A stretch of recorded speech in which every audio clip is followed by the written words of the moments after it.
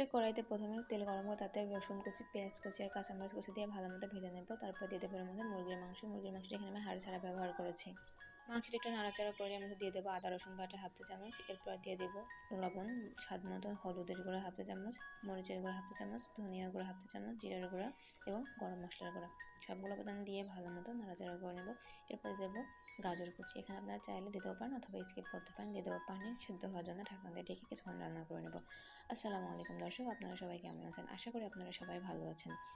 ভাজা হয়ে গেলে, মাংসটা ভালো মতো ভাজা হয়ে গেলে একটা বাটিতে নিয়ে নামিয়ে নেব। পুরোটা কিন্তু রেডি হয়ে গেছে। এখন একটা প্লেটের উপরে আমি পাউরুটি নিয়ে নেব। পাউরুটিগুলো আমি বেলুনের সাহায্যে একটু করে বেলে নিয়ে পুরো মাঝখানে দিয়ে, আর এখানে যে আমি গোলাটা ব্যবহার করেছি আটাটা পানি দিয়ে পাতলা করে গলিয়ে নিয়েছি। এতে কী হবে, বইয়ের মুখটা লাগালে মুখটা ভালো মতো লেগে থাকবে। যে কোনো পিঠার যখন এই ধরনের কাজ করবেন, সিঙ্গারা, সমোসা সব কিছুতে এরকমভাবে আটা দিয়ে লাগিয়ে নেবেন। এতে কী হবে, এটা ভালো মতো লেগে থাকবে, তেলে দিলে খুলে যাবে না।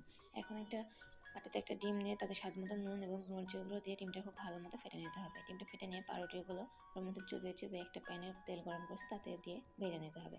আঁচটা কিন্তু অবশ্যই মিডিয়াম লো ফ্লেমে রাখতে হবে। ভাজা হয়ে গেলে গরম গরম নাস্তা কিন্তু রেডি হয়ে যাবে। ভিডিও ভালো লাগলে অবশ্যই পাশে ট্রাই করবেন এবং কমেন্ট করে জানাবেন।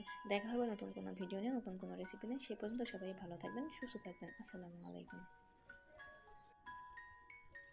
একটা কড়াইতে প্রথমে তেল গরম করে তাতে রসুন কুচি, পেঁয়াজ কুচি আর কাঁচামরিচ কুচি দিয়ে ভালো মতো ভেজে নেব। তারপর দিয়ে দেবো এর মধ্যে মুরগির মাংসটা এখানে আমি হাড় ছাড়া ব্যবহার করেছি।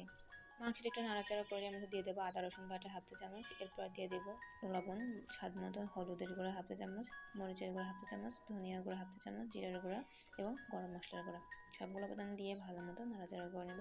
এরপর দেবো গাজর কুচি, এখানে আপনারা চাইলে দিতেও পারেন অথবা স্কিপ করতে পারেন। দিয়ে দেবো পানি, সিদ্ধ হওয়ার জন্য ঢাকনা দিয়ে ঢেকে কিছুক্ষণ রান্না করে নেব। আসসালামু আলাইকুম দর্শক, আপনারা সবাই কেমন আছেন? আশা করি আপনারা সবাই ভালো আছেন।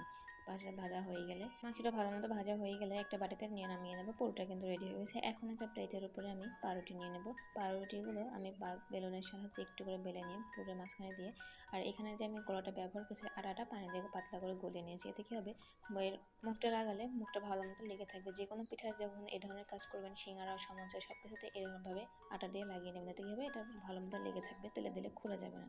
এখন একটা বাটিতে একটা ডিম নিয়ে তাতে স্বাদ মতো নুন এবং মরিচের গুঁড়ো দিয়ে ডিমটা খুব ভালো মতো ফেটে নিতে হবে। ডিমটা ফেটে নিয়ে পাউরুটিগুলো ওর মধ্যে চুবিয়ে একটা প্যানে তেল গরম করছে তাতে দিয়ে ভেজে নিতে হবে। আঁচটা কিন্তু অবশ্যই মিডিয়াম লো ফ্লেমে রাখতে হবে। ভাজা হয়ে গেলে গরম গরম নাস্তা কিন্তু রেডি হয়ে যাবে।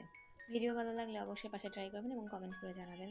দেখা হবে নতুন কোনো ভিডিও নিয়ে, নতুন কোনো রেসিপি নিয়ে। সে পর্যন্ত সবাই ভালো থাকবেন, সুস্থ থাকবেন। আসসালামু আলাইকুম।